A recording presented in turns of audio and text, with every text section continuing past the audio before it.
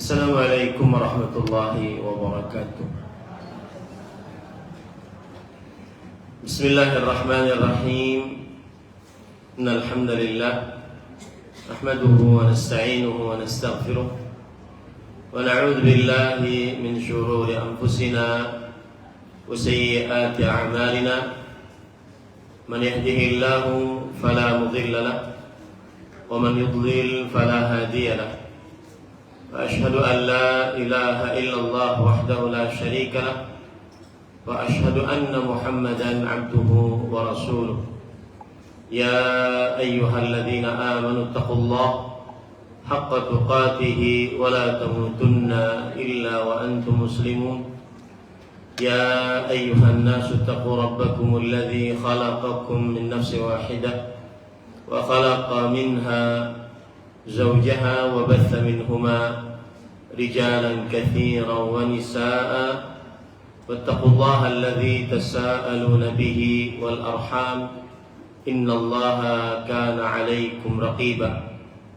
يا أيها الذين آمنوا اتقوا الله وقولوا قولا سديدا يصلح لكم أعمالكم ويغفر لكم ذنوبكم ومن يطع الله ورسوله فقد فاز فوزا عظيما. أما بعد فإن أصدق الحديث كتاب الله وأحسن الهدي هدي محمد صلى الله عليه وعلى آله وسلم وشر الأمور محدثاتها وكل محدثة بدعة وكل بدعة ضلالة wa kulla dhalalatin finnar. Alhamdulillah, kita bersyukur pada Allah Subhanahu wa taala pada hari ini, hari Senin 17 Jumadil Akhirah 1447 Hijriah, bertepatan dengan 8 Desember 2025. Kita dimudahkan oleh Allah Subhanahu wa taala untuk duduk bersama mengkaji kembali ayat-ayat suci Al-Qur'an dan hadis-hadis Rasul sallallahu alaihi wa ala alihi wasallam dalam sebuah ad-daurah syar'iyyah, kajian Islam intensif sehari yang membahas tentang al-qawaid al-fiqhiyah, kaidah fikih fi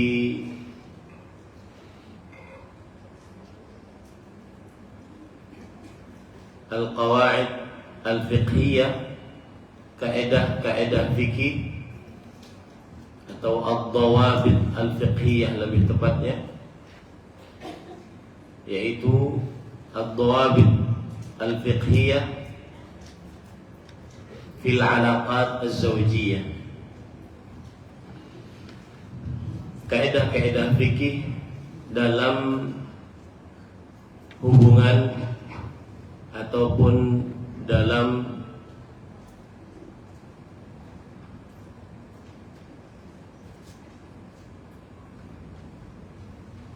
rumah tangga suami istri. Salawat dan salam semoga selalu Allah berikan kepada Nabi kita Muhammad sallallahu alaihi wa ala alihi wasallam, pada keluarga beliau, para sahabat, serta orang-orang yang mengikuti beliau sampai hari kiamat kelak. Dengan nama-nama Allah yang husna dan sifat-sifatnya yang mulia, kita berdoa, Allahumma inna nas'aluka ilman nafi'an wa rizqan tayyiban wa amalan mutaqabbala. Allahumma amin. Rabbana hab lana min azwajina wa dhurriyyatina qurrata a'yun waj'alna lil muttaqina imama.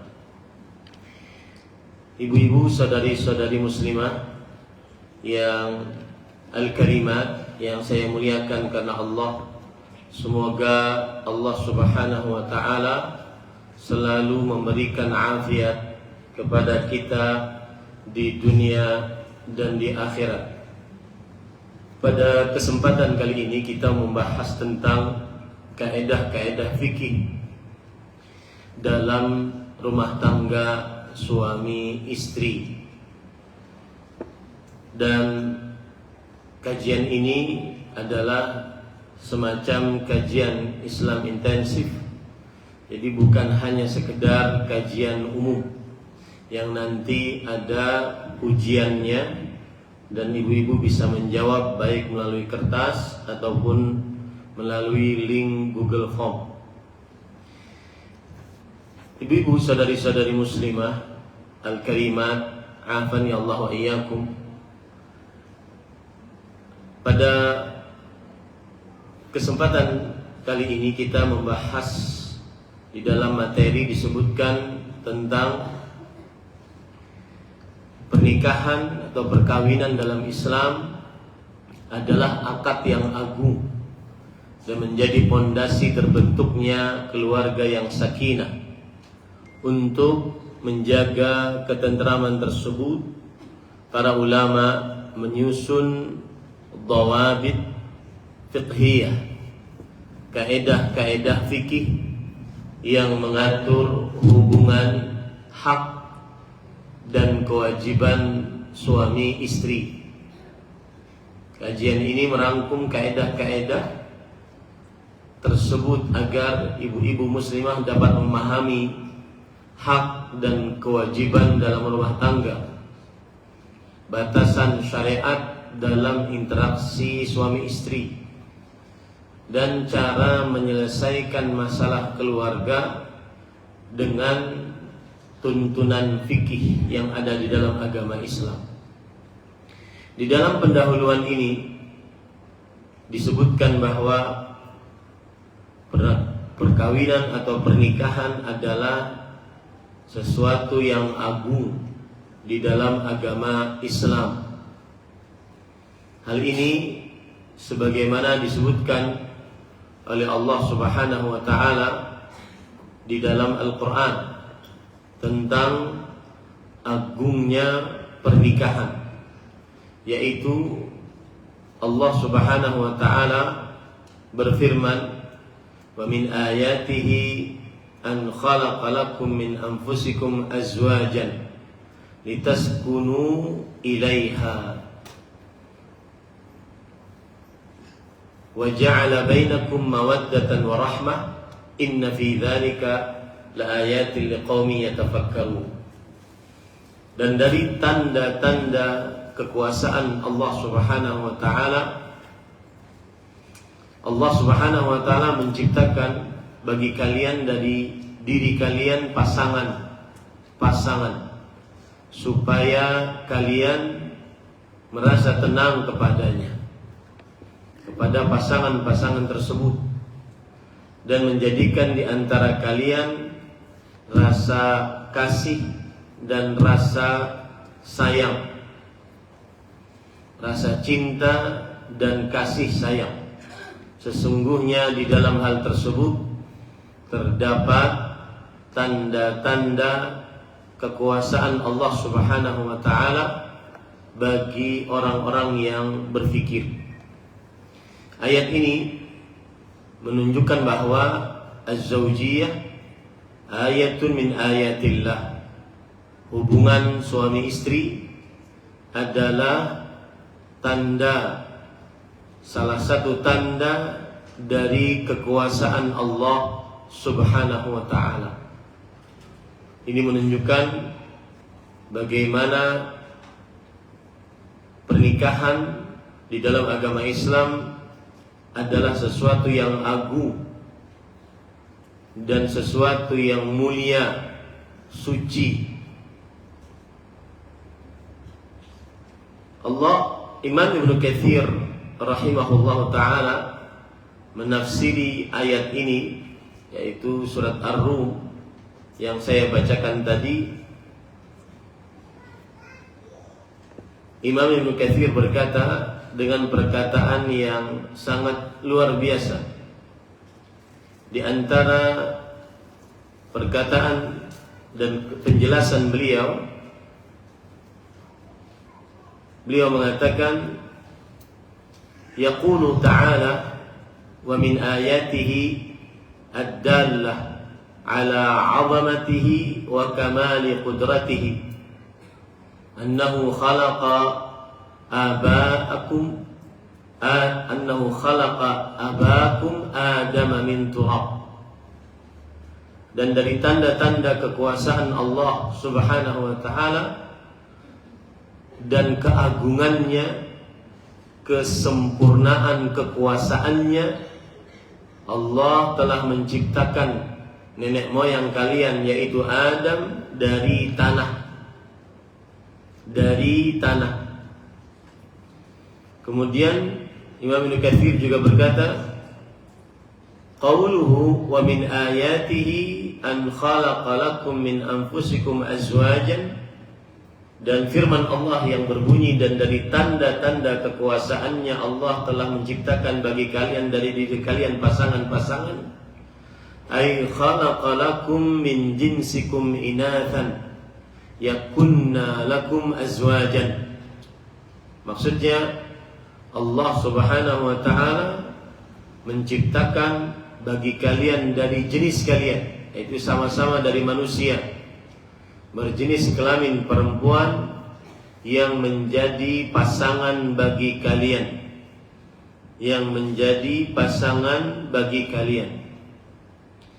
Ini ayat sekali lagi menunjukkan bahwa pernikahan, perkawinan adalah sesuatu yang agung di dalam agama Islam.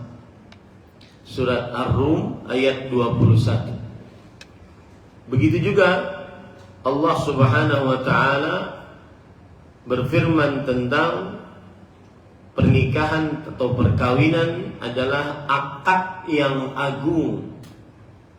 Dalam surah An-Nisa ayat 21 Allah berfirman, wa kaifa ta'khudhunahu wa qad afdha ba'dukum ila ba'd wa akhadna minkum mitsaqan ghalidha.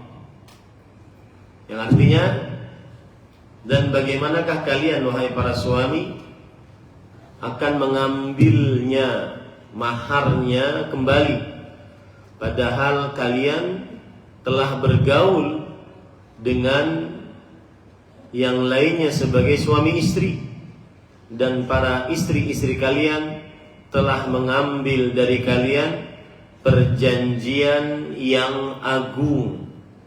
Di dalam ayat ini, An-Nisa ayat 21, Allah Subhanahu wa taala memakai mitsaqan ghalidhan. Mitsaqan ghalidhan, berkata Abdullah bin Abbas radhiyallahu anhuma, Imam Mujahid, Sa'id bin Jubair rahimahumullah, annal murada bidzalik al-'aqd. Perjanjian yang agung adalah yang dimaksud yaitu akad. Ketika wali perempuan mengatakan, aku nikahkan anak perempuanku denganmu dengan mahar sekian-sekian. Kemudian sang laki-laki menjawab, saya terima nikahnya fulanah binti fulan dengan mahar sekian-sekian. Itu adalah akad pernikahan, dan itulah yang disebut dengan mitsaqan ghalidhan, perjanjian yang agung.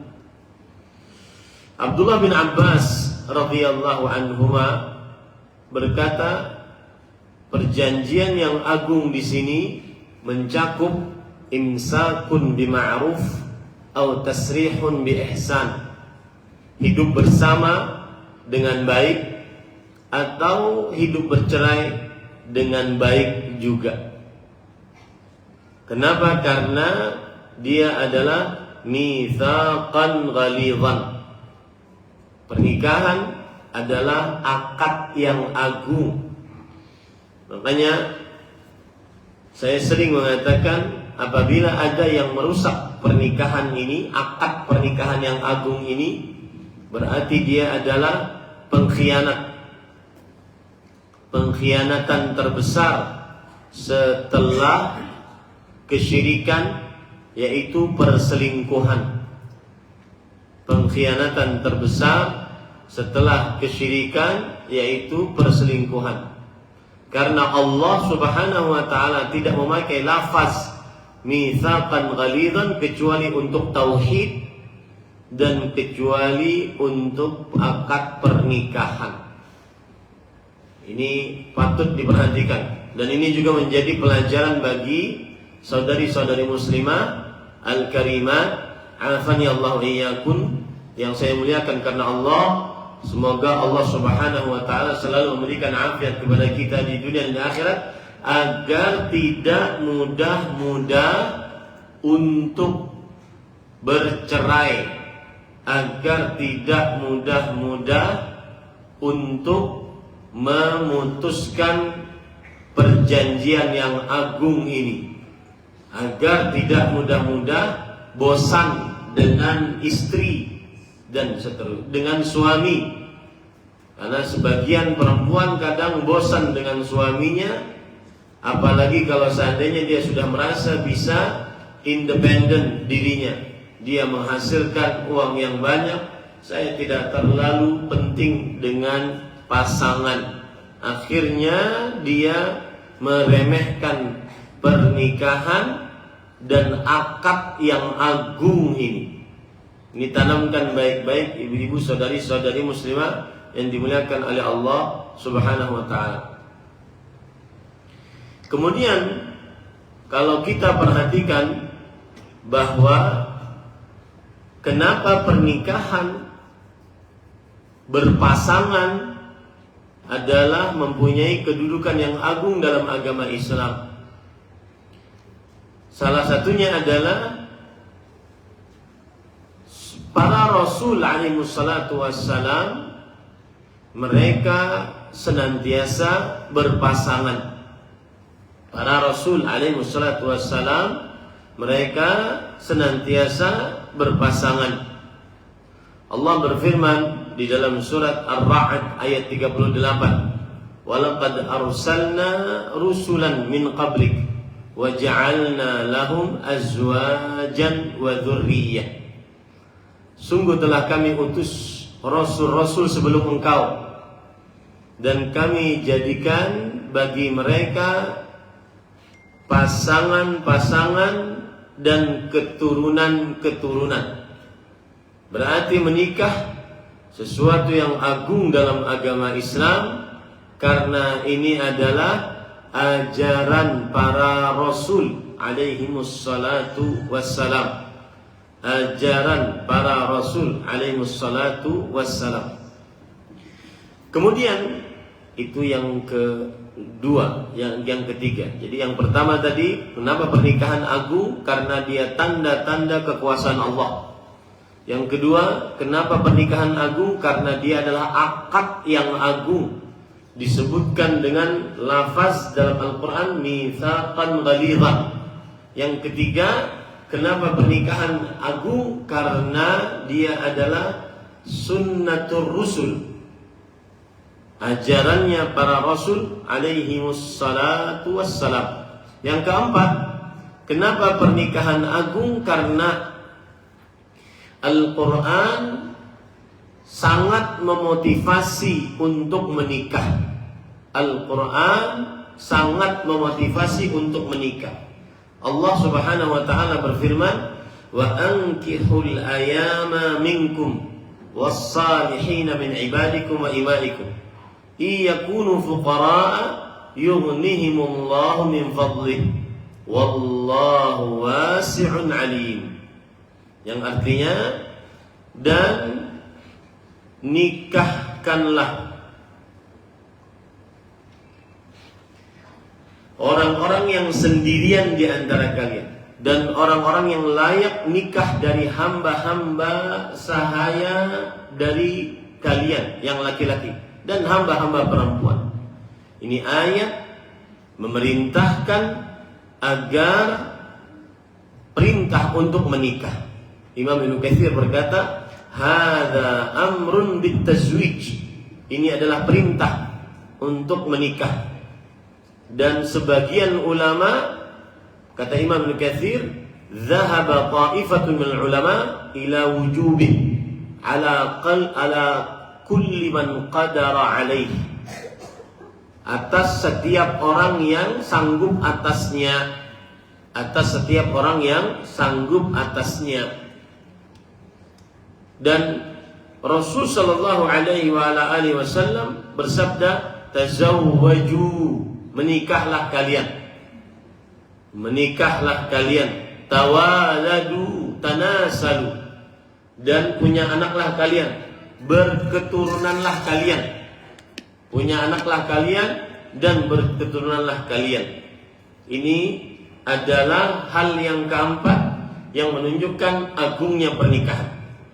Yang kelima, yang terakhir dalam pendahuluan ini, Allah subhanahu wa ta'ala telah menjamin apabila seseorang menikah dan dia dalam keadaan miskin, Allah subhanahu wa ta'ala akan memberikan kecukupan kepadanya. Sebagaimana dalam ayat, "Iyakunu fuqara'a yughnihimullahu min fadlih. Wallahu wasi'un alim." Jika mereka fakir, miskin, Allah niscaya akan langsung memberikan kekayaan kepada mereka dari karunia-Nya Allah. Dan Allah maha luas dan maha mengetahui. Abdullah bin Abbas radhiyallahu anhuma berkata pada ayat ini, yaitu ayatnya adalah pada surat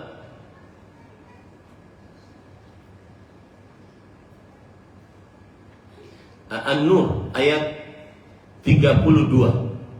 An-Nur ayat 32. Abdullah bin Abbas mengatakan, "Raghabahumullahu fit tazwij wa amara bihi al-ahrar wal 'abid wa wa'adahum 'alaihi al-ghina." Perhatikan baik-baik ini, agungnya pernikahan. Allah memotivasi untuk menikah dan memerintahkan baik yang merdeka ataupun yang budak sahaya agar menikah.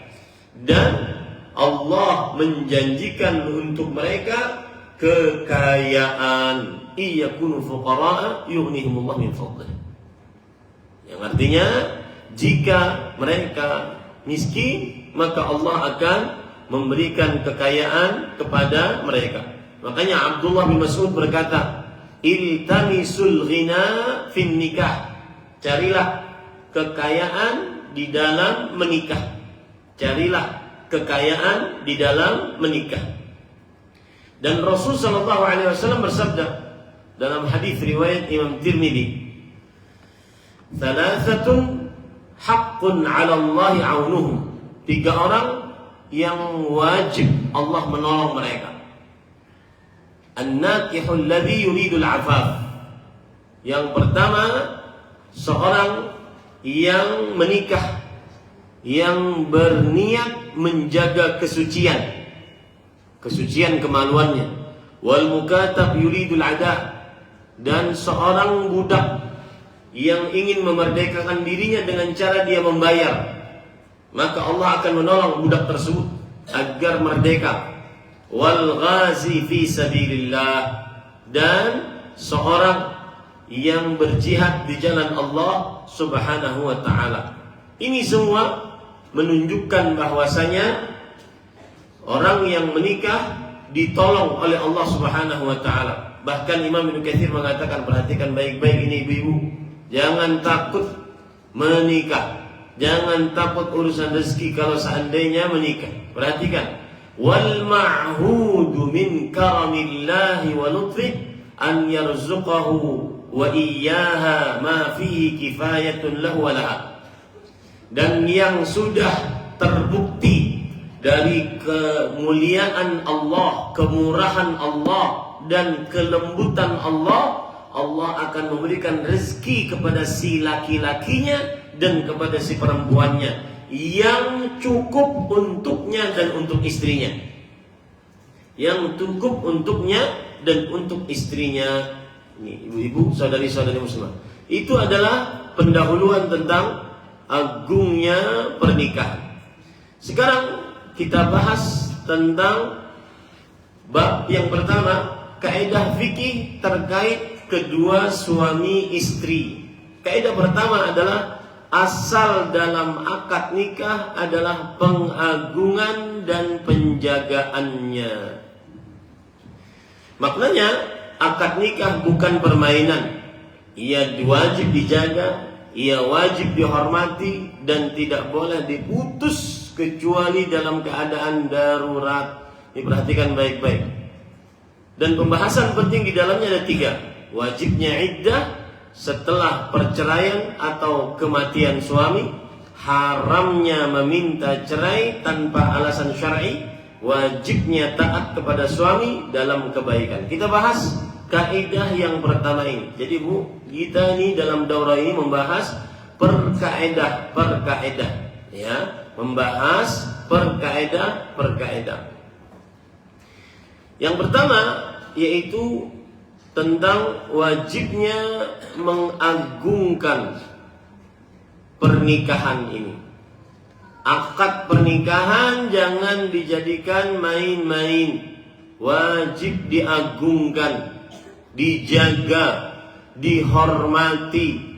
Tidak boleh sedikit-sedikit ingin berpisah, tidak boleh sedikit-sedikit ingin cerai. Ya, suami tidak boleh sedikit-sedikit ingin bercerai, berpisah. Jadi kaedahnya adalah al-aslu ta'zimu 'aqdiz zawaj. Asal hukumnya pengagungan terhadap akad pernikahan. Apa dalilnya Bu? Harus mengagungkan akad pernikahan ini. Perhatikan baik-baik ayat-ayat dan hadis-hadis Rasul yang menunjukkan akan hal ini. Di antaranya yaitu bahwa Allah berfirman, "Huwallazi khalaqakum min nafsin wahidah wa ja'ala minha zawjaha liyaskuna ilaiha." Surat Al-A'raf ayat 189. Dialah Allah yang telah menciptakan kalian dari satu jiwa dan menjadikan darinya pasangannya supaya ia tenang kepadanya.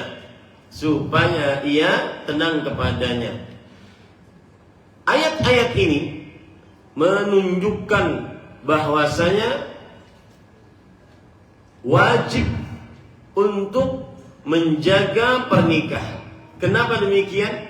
Karena tujuan menikah adalah mendapatkan ketenangan. Dan juga ayat ini menunjukkan wajibnya menjaga akad pernikahan karena Allah yang menciptakan pasangan, dan itu adalah nikmat dari Allah Subhanahu wa taala yang wajib dijaga. Itu adalah nikmat dari Allah Subhanahu wa taala yang wajib dijaga. Tidak diperbolehkan siapapun dari pasangan, baik suami atau istrinya, untuk bermudah-mudah, sedikit-sedikit ingin berpisah, sedikit-sedikit tidak sanggup.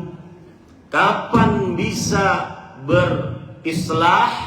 Kapan bisa berislah, berdamai? Maka berdamailah. Ini ibu-ibu, saudari-saudari muslimah yang dimuliakan oleh Allah. Jadi cara memahaminya bagaimana Bu? Bahwa ayat ini surat Al-A'raf ayat 189 menunjukkan kepada agungnya akad pernikahan, wajibnya dijaga akad pernikahan karena dia adalah nikmat dari Allah Subhanahu wa taala, yang mana nikmat tersebut harus disyukuri dengan cara menjaganya. Nah, kemudian ibu-ibu saudari-saudari muslimah yang dimuliakan oleh Allah, hadis Rasul sallallahu alaihi wasallam yang menunjukkan kaidah pertama, asal hukum pernikahan wajib dijaga dan dihormati, yaitu hadis yang menunjuk hadis riwayat Imam Abu Daud, hadis riwayat Imam Muslim dari Jabir radhiyallahu anhu, Nabi Muhammad SAW bersabda, ittaqullaha fin nisa. Yang artinya, takutlah engkau kepada Allah dalam hubunganmu dengan istri. Fa innakum akhadtumuhunna bi amanatillah. Sesungguhnya kalian telah mengambil istri tersebut dengan amanah Allah. Apa yang dimaksud dengan amanah Allah? Para ulama menjelaskan, bi'ahdihi minar rifqi wa husnil ishrah. Seorang suami saat mengatakan saya terima nikahnya, berarti dia sudah berjanji pada dirinya untuk bersikap santun, bersikap baik kepada istrinya. Wastahlaltum furujahunna bi kalimatillah. Kalian telah menghalalkan kemaluan-kemaluan istri dengan kalimat Allah. Apa yang dimaksud dengan kalimat Allah? Yaitu dengan syariat pernikahan. Dari sisi mana? Bahwa hadis ini dalil tentang kaidah yang pertama, asal akad pernikahan wajib dijaga. Asal akad pernikahan wajib diagungkan. Karena di dalam hadis ini Rasulullah SAW mewasiatkan agar berbuat baik kepada para perempuan, agar berbuat baik kepada istri. Dan Rasulullah SAW menjelaskan bahwa pernikahan terjadi dengan perjanjian yang agung. Saya ulangi, lihat. Di dalam hadis ini dalil tentang asal kaidah pertama, asal akad pernikahan wajib dijaga, yaitu Rasulullah SAW menjelaskan tentang bahwa pernikahan berlaku dengan perjanjian yang agung yang mengkonsekuensikan halalnya kemaluan, mengkonsekuensikan halalnya berhubungan, sesuatu yang paling berharga dalam diri seorang muslim, a'azzu ma fil mar'ah, yaitu kemaluannya. A'azzu ma fil mar'ah, yaitu kemaluannya. Ini menunjukkan agungnya akad pernikahan. Makanya kaidah pertama tadi apa Ibu? Kaidahnya adalah asal dalam akad nikah pengagungan, penjagaan, penghormatan. Tidak boleh sedikit-sedikit cerai, tidak boleh sedikit-sedikit ingin berpisah dan seterusnya. Ini dalil dari hadis Rasul sallallahu alaihi wa ala alihi wasallam. Sekarang kita contohkan dari kaidah ini dalam potret masalah fikih. Contoh misalkan, ibu-ibu saudari-saudari muslimah, masalah iddah. Apa itu iddah? Ibu-ibu saudari-saudari muslimah yang dimuliakan oleh Allah Subhanahu wa taala.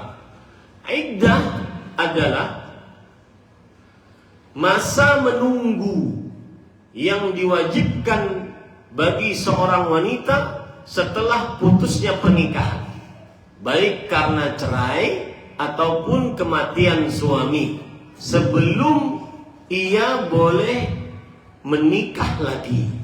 Saya ulangi, iddah adalah masa menunggu yang diwajibkan bagi seorang wanita setelah putusnya pernikahan, baik karena cerai ataupun kematian suami, sebelum ia boleh menikah lagi.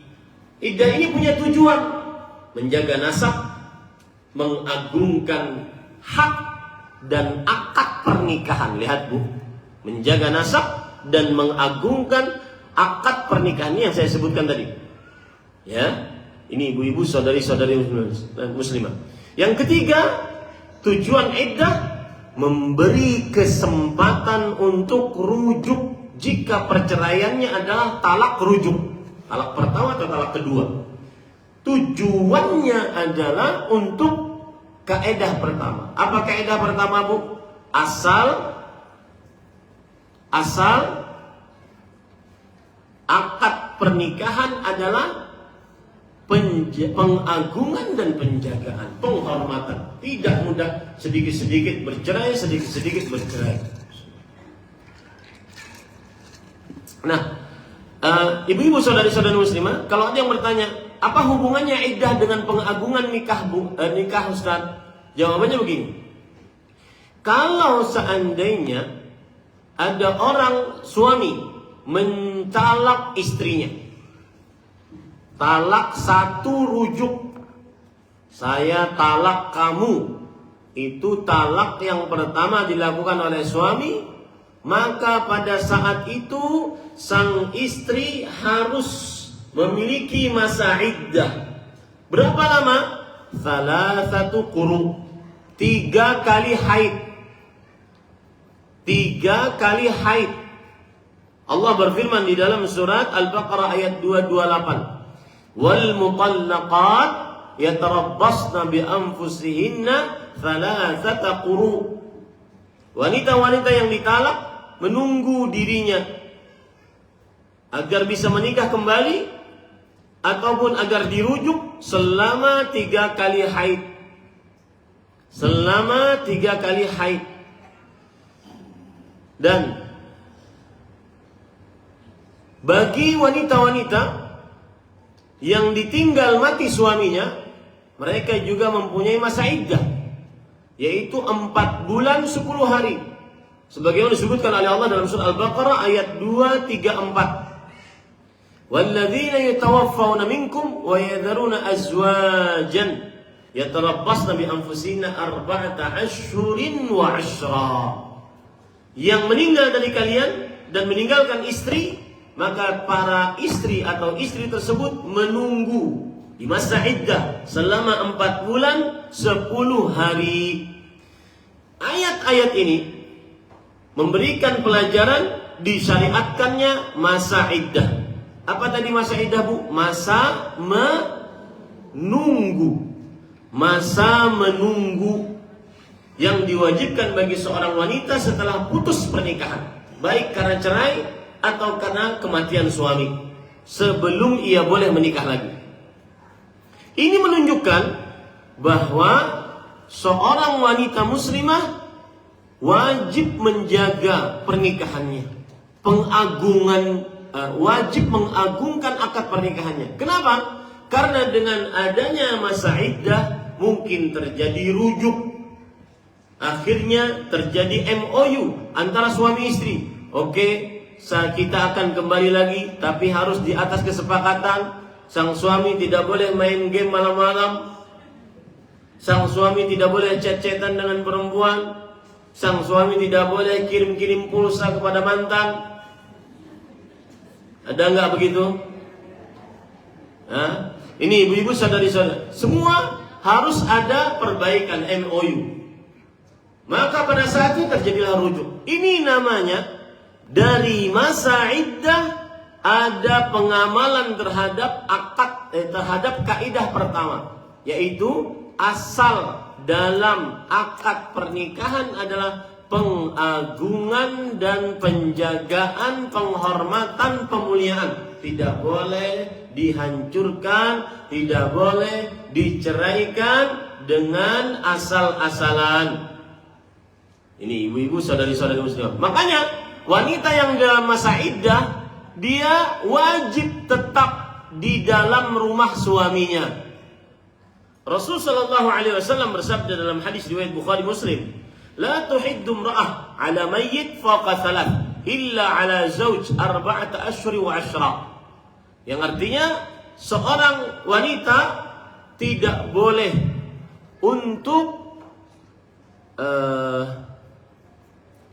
melakukan ihdad atas seorang mayit di atas 3 hari, kecuali atas suami, yaitu selama 4 bulan 10 hari. Maksudnya apa?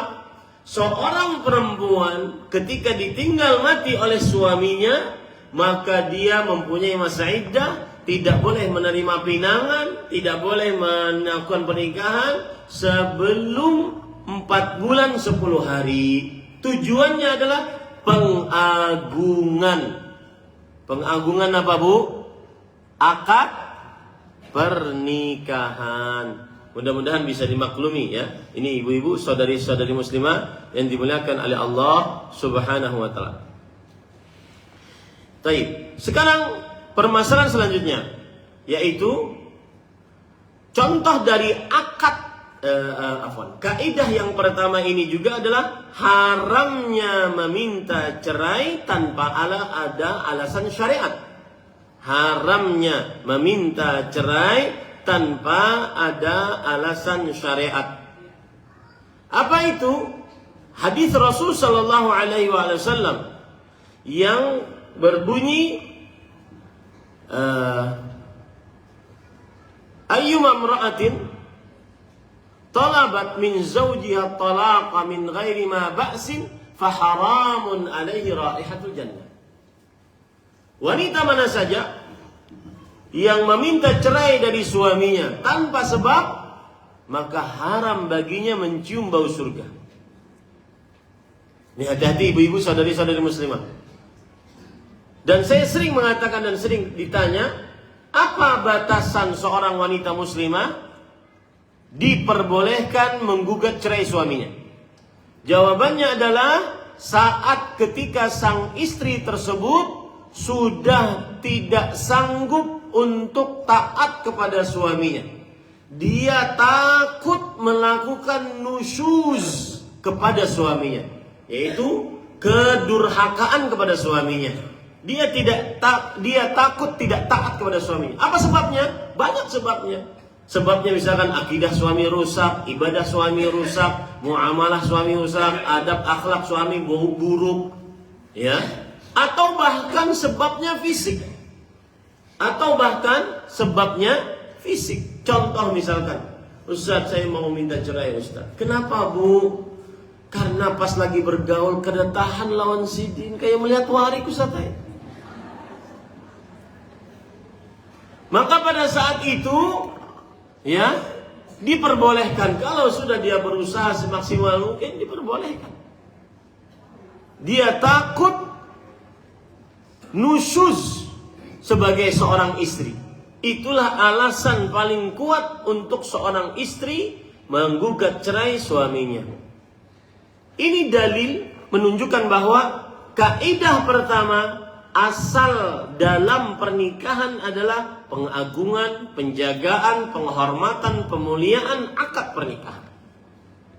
Begitu juga misalkan, ini perhatikan, apabila ada ini masalah lain, tetapi masih potret yang kedua. Apabila ada ibu mertua minta agar anak laki-lakinya menceraikan istrinya, apakah wajib ditaati atau tidak?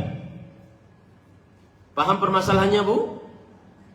Ibu mertua, yaitu ibunya si laki-laki, ibunya si suami, meminta anaknya yang laki-laki agar menceraikan istrinya.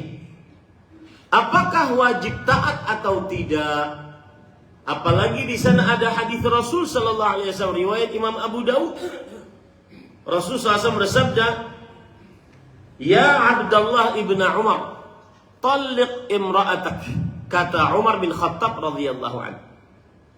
Sang bapak Umar, sang anak Abdullah bin Umar, Umar memerintahkan untuk anaknya agar mentalak istrinya. Apakah pada waktu itu Umar bin Khattab, Abdullah bin Umar wajib taat? Terjadi ikhtilaf di antara para ulama akan hal ini.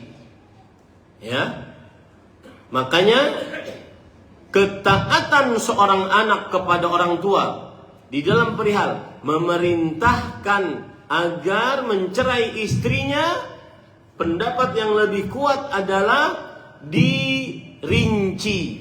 Apabila pendapat orang tua tersebut benar, tidak menyalahi syariat, bahkan terkadang wajib untuk mentaatinya dalam perihal ini, maka dikerjakan. Tetapi apabila hanya sekedar berdasarkan hawa nafsu, keirian, karena antara mertua perempuan dengan menantu perempuan itu jarang akur kecuali yang dirahmati oleh Allah. Ini international crime. Jarang akur. Ya, karena kenapa? Karena dia antara dua orang perempuan, dan perempuan sifat asalnya adalah sangat baperan dan pencemburu. Maka jarang untuk bisa akur antara mertua perempuan dengan menantu perempuan. Jadi jawabannya dirinci, ibu-ibu saudari muslimah yang dimuliakan oleh Allah Subhanahu wa taala. Nah, ini menunjukkan bahwasanya tidak serta-merta suami mentaati seorang tuanya, tapi dilihat dulu. Seperti Nabi Ibrahim memerintahkan Nabi Ismail untuk menceraikan istrinya, karena sang istri suka mengeluh keadaan suaminya.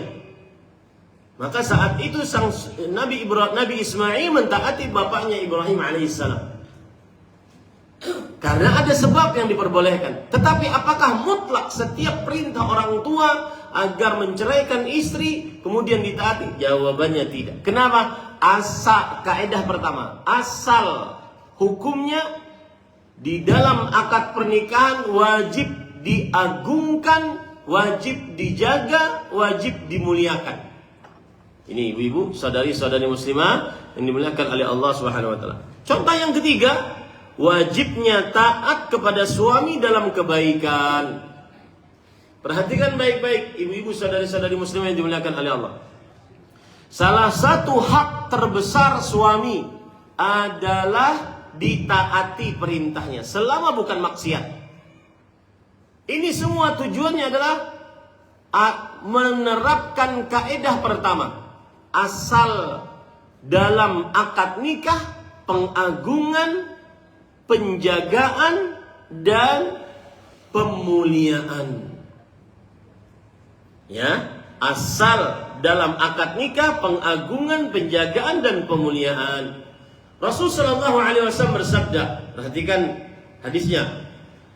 Kata beliau, "Lau kuntu amiran an yasjuda amiran shakhsan an yasjuda li shakhsin la amartul mar'ata an tasjuda li zawjiha." Kalau aku kalau aku memerintahkan seseorang untuk sujud kepada orang lain, niscaya aku akan perintahkan istri untuk sujud kepada suaminya. Li'idhami haqqihi 'alaiha. Karena saking besarnya hak suami atas istri. Tujuannya untuk apa? Menerapkan kaidah pertama, asal hukum dalam akad pernikahan pengagungan, penjagaan, pemuliaan. Dan pengagungan, penjagaan, pemuliaan akad pernikahan tidak terjadi kecuali sang istri mentaati suami selama bukan maksiat. Nah, itu kaidah yang pertama, mudah-mudahan bisa dimaklumi. Sekarang kaidah yang kedua, ibu-ibu, saudari-saudari muslimah yang dimuliakan oleh Allah. Di sini disebutkan kaidah yang kedua, syariat menginginkan agar pernikahan langgeng. Ini kaidah yang kedua.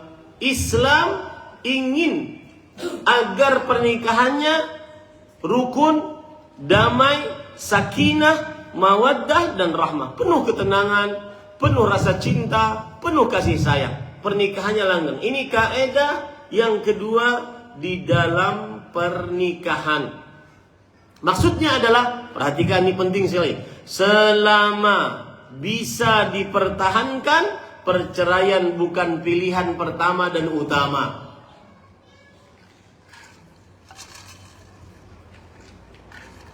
Selama bisa dipertahankan, perceraian bukan pilihan utama dan pertama. Coba perhatikan apa dalilnya ibu-ibu, saudari-saudari muslimah yang dimuliakan oleh Allah Subhanahu wa taala.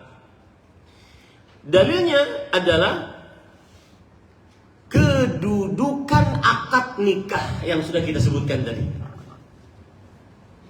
Yaitu Allah di dalam Al-Quran memakai lafaz apa, Bu? Siapa yang ingat? Mitsaqan ghalidhan. Apa artinya? Perjanjian yang agung. Ini dalilnya. Allah memakai lafaz mitsaqan ghalidhan di dalam Al-Quran. Dan mitsaqan ghalidhan disebutkan oleh para ahli tafsir, di antaranya Abdullah bin Abbas, adalah al-ahdu al-azim, perjanjian yang agung. Ini dalil bahwa kaidah kedua adalah al-aslu tashawufus syari' ila baqa'i 'aqdin nikah wa istimrarih.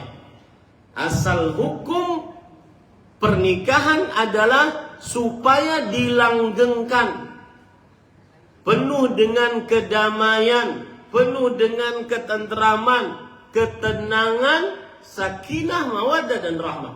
Dan wallahu alam, perhatikan Bu, wallahu alam. Karena kaidah inilah bahwa berpoligami tidak semua laki-laki bisa melakukannya. Karena bisa dipastikan atau dimungkinkan dengan kemungkinan besar akan terjadi dalam prakteknya, bukan dalam syariatnya, dalam prakteknya ketidaklanggengan, ketidaktenangan,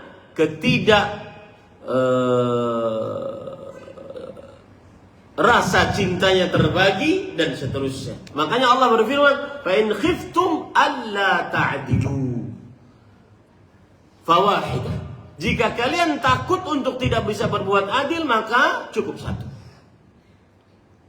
Ini adalah ad-dhabit ats-tsani, kaidah yang kedua. Bahwa kaidah kedua adalah asal hukum pernikahan, syariat menginginkan agar langgeng, agar rukun, agar sakinah, ketenang, penuh cinta, penuh kasih sayang. Kalau bisa dipertahankan, mengapa harus bercerai? Kalau bisa dipertahankan, mengapa harus bercerai? Taib. Sekarang bagaimana contoh implementasi dari kaidah yang kedua ini?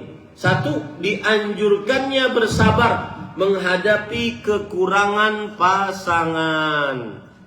Lihat ibu-ibu, saudari-saudari muslimah, seorang laki-laki, sang suami wajib bersabar untuk menghadapi kekurangan pasangan. Ya, wajib bersabar untuk menghadapi kekurangan pasangan. Contohnya hadis Rasul sallallahu alaihi wasallam. Beliau bersabda dalam hadis riwayat Muslim, "La yafraq mu'minun mu'minah in kariha minha khuluqan radhiya minha akhar." Seorang suami beriman tidak memarahi seorang laki-laki beriman. Salah. Ini ada apa nih? Ada WA dari teman saya, Ustaz Firanda. Jadi saya baca terlebih ini. Baik. Seorang suami beriman tidak memarahi istri beriman. Jika sang suami membenci salah satu sifatnya, maka dia akan rela suka dengan sifat-sifatnya yang lain. Dengan sifat-sifatnya yang lain. Ini ibu-ibu, saudari-saudari muslimah yang dimuliakan oleh Allah Subhanahu wa ta'ala. Begitu juga Allah berfirman dalam Al-Quran dengan makna yang hampir sama. Fa'asa an takrahu syai'an wa yaj'alallahu fihi khairan katsira. Allah berfirman dalam Al-Quran pada ayat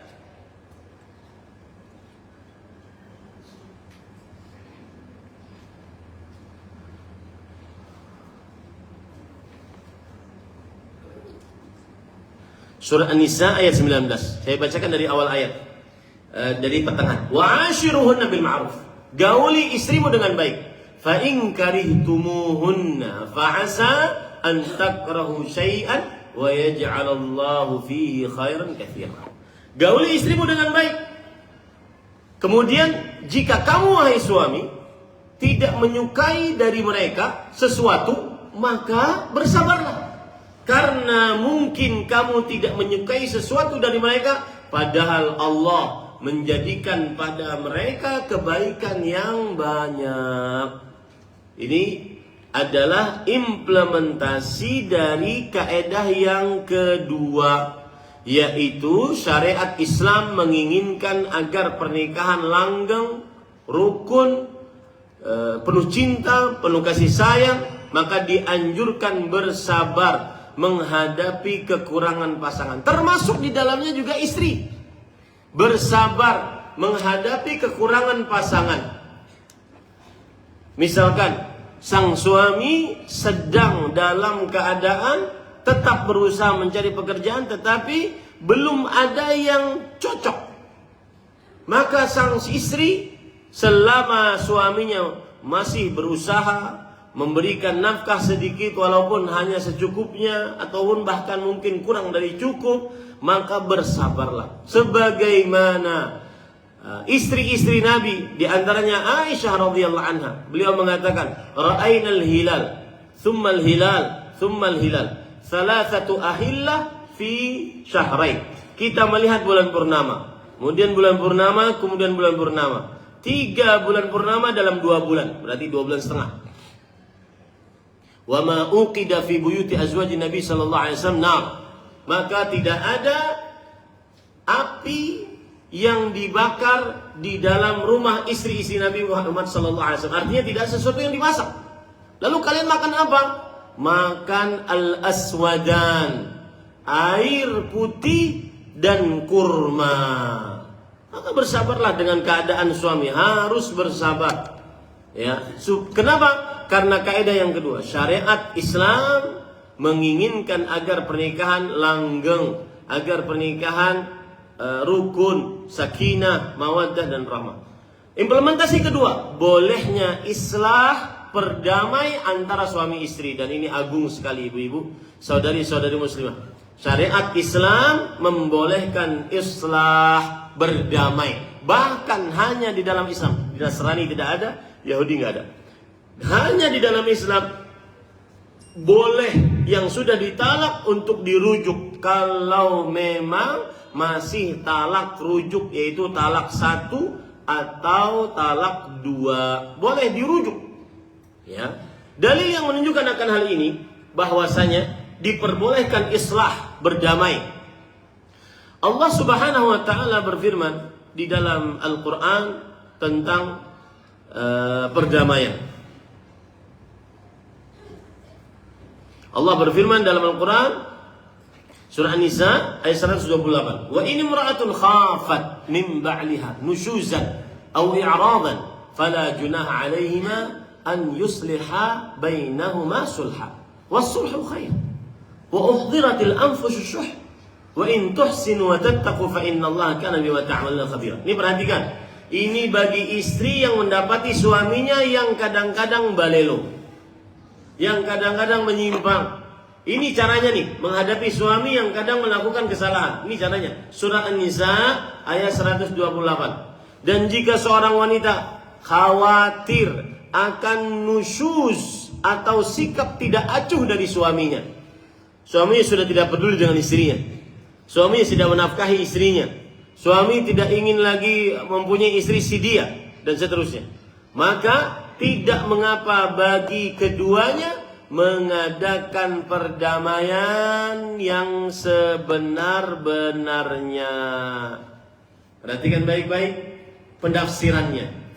Kata Imam Nukatsir, yaqulu ta'ala mukhbiran wa musyri'an an haliz zawjain, taratan fi hali nufuri rajul anil mar'ah, wa taratan fi hali ittifaqi maha, wa taratan fi hali firaqihi laha. Allah memberitahukan tentang keadaan suami istri. Kadang suami istri ini, si suaminya yang ingin menjauh dari istrinya. Kadang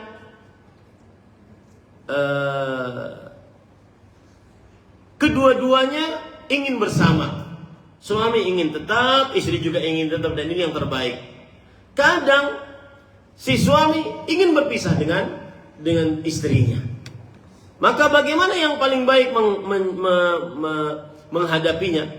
Saya bacakan dari Imam Nukatsir, fal halah al-ula ma idza khafat al-mar'a min zawjiha an yanfira anha aw ya'rid anha falaha an tusqita haqqaha aw ba'dahu min nafaqatin aw kiswa aw mabit aw ghairi dhalik min al-huquq alayhi.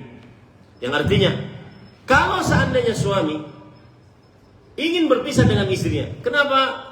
Ya pokoknya ingin pisah, saya ingin nyari yang lain.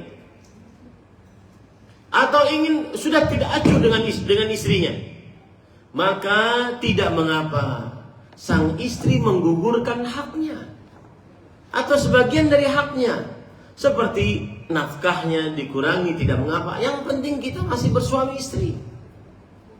Seperti pakaiannya dikurangi, tidak mengapa. Nafkah pakaian maksud saya. Atau kalau seandainya dia suaminya berpoligami, dia mengurangi penggilirannya misalkan. Jangan protes dulu ya. Dia mengurangi penggilirannya misalkan.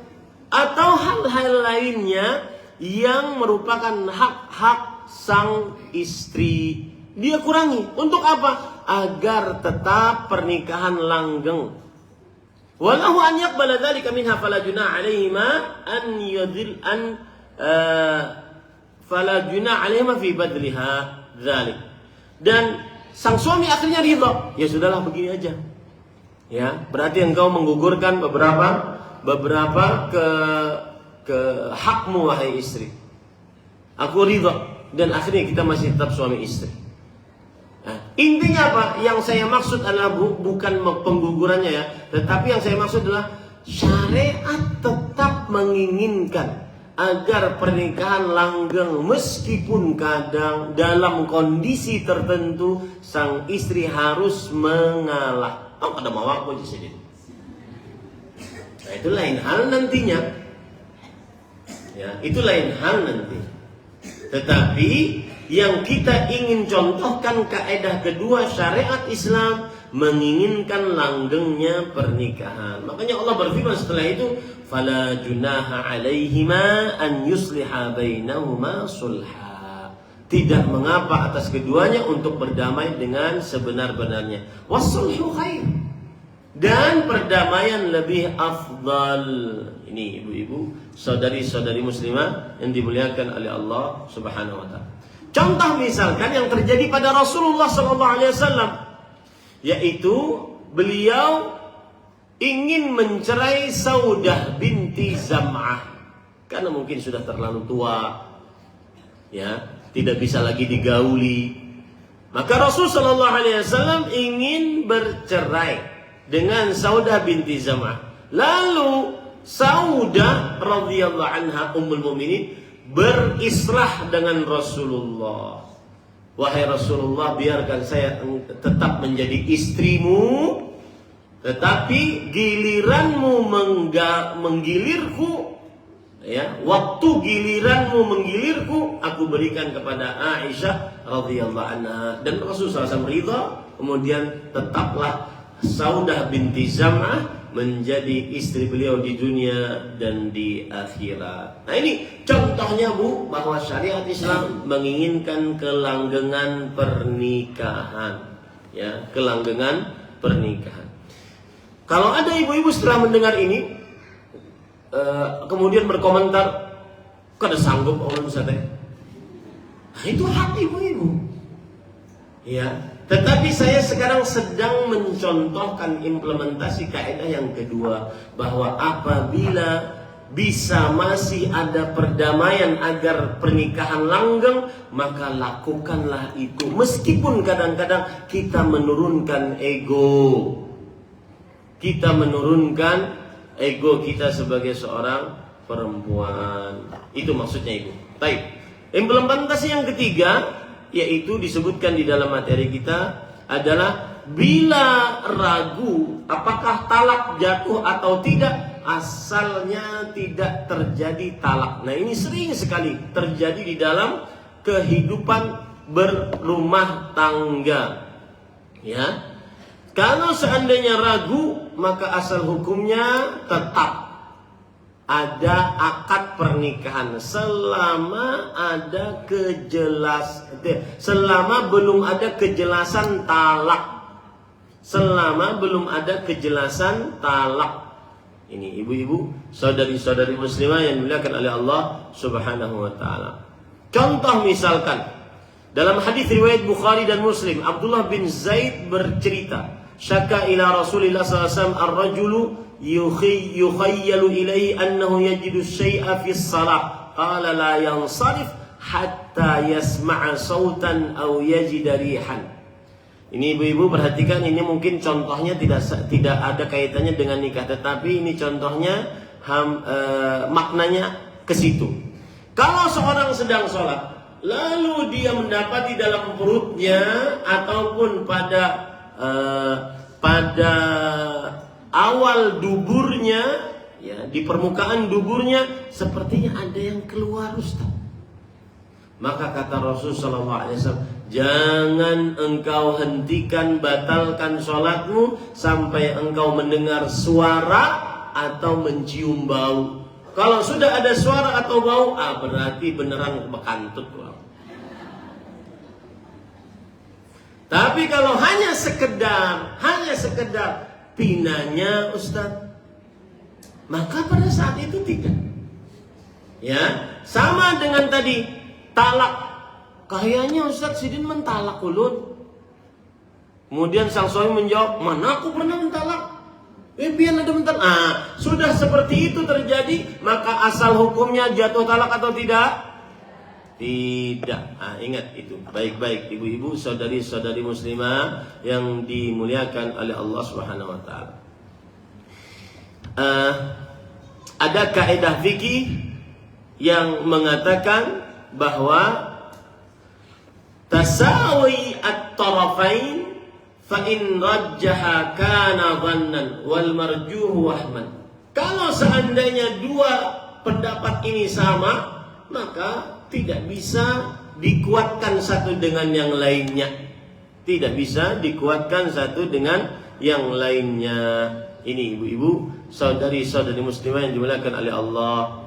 Dan Imam Nawawi mengatakan bahwa al-asya yuhkamu bibaqaiha ala usuliha hatta yutayaqqan khilafu dzalik wa la yadurru syakku tari' 'alaiha. Ini perhatikan, ini kaidah fikih, catat baik-baik. Asal hukum sesuatu dihukumi seperti awalnya, seperti pokoknya, sampai diyakini sesuatu yang menyelisihinya. Asal hukum sesuatu dihukumi tetap pada asalnya. Asal hukum sesuatu dihukumi tetap pada asalnya sampai diyakini ada yang menyelisihinya. Jadi kalau asalnya sudah menikah, maka kalau ragu ini talak atau belum, maka dikembalikan kepada asal hukumnya, yaitu menikah dan belum ditalak. Ya, ini ibu-ibu, saudari-saudari. Jadi kadang-kadang perempuan sebenarnya dia sudah ingin kembali, sudah ingin rujuk atau sudah berdamai, tetapi dia masih tidak mau digauli oleh suaminya. Kadang pian semalam mentalak ulun. Jar suami, mana kededang? Ya, maka pada saat itu, ya, asal hukumnya kembali apa, Bu? Dalam pernikahan. Kenapa? Karena asal hukum, asal sesuatu dihukumi tetapnya pada asalnya selama belum diyakini penyelisihannya. Nah, yang keempat, bila istri mengaku ditalak tetapi suami mengingkarinya, ucapan suami yang dianggap. Lihat ini, Bu, apabila istri mengaku, ya, Ben sudah mentalak dulu. Kata sang suami, belum, saya belum mentalak. Maka yang jadi ukuran siapa? Suami. Tapi dengan catatan, sang suami tidak boleh bermudah-mudah untuk mentalak. Taib ibu, kita istirahat dulu 10 menit. Nanti jam 10.30 kita lanjutkan insyaallah taala sampai jam 11.15. Semoga yang disampaikan bermanfaat, atau ya sampai jam 11.30 ya. Nah, Wallahu a'lam. Sallallahu nabiyana Muhammad walhamdulillahirabbil alamin. Wassalamualaikum warahmatullahi